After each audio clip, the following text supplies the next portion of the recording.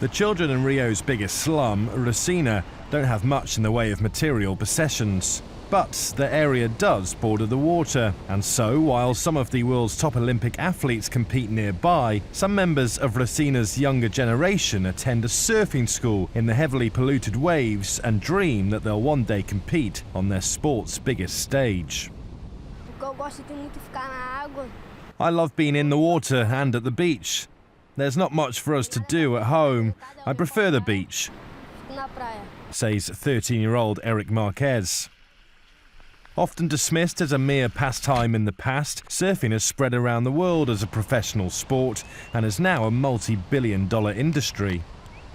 This month, the International Olympic Committee included surfing in the programme for the Tokyo Games in 2020. It has inspired the children who have heard about the athletes competing not far away from their beach to have a go. The Rocinha Surf School was founded 2 decades ago by surfer Ricardo Ramos. His idea is to teach impoverished children and adults with special needs to surf at the foot of the favela, to keep them away from areas known for drug abuse and violence.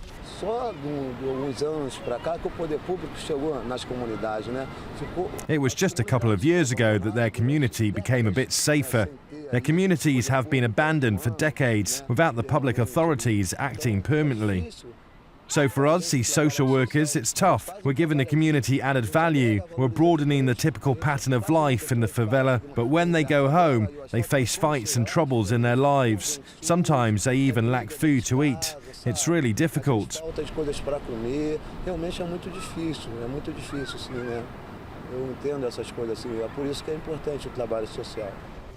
Fagner Lopez, a 30-year-old who said he has been bullied for his learning disabilities, said Ricardo has helped him to overcome his fear of entering the water. Surfing helped me face barriers, face my fears. I was afraid of even going into the ocean. I was afraid that I'd drown. But Ricardo, who is like my brother, helped me overcome this fear.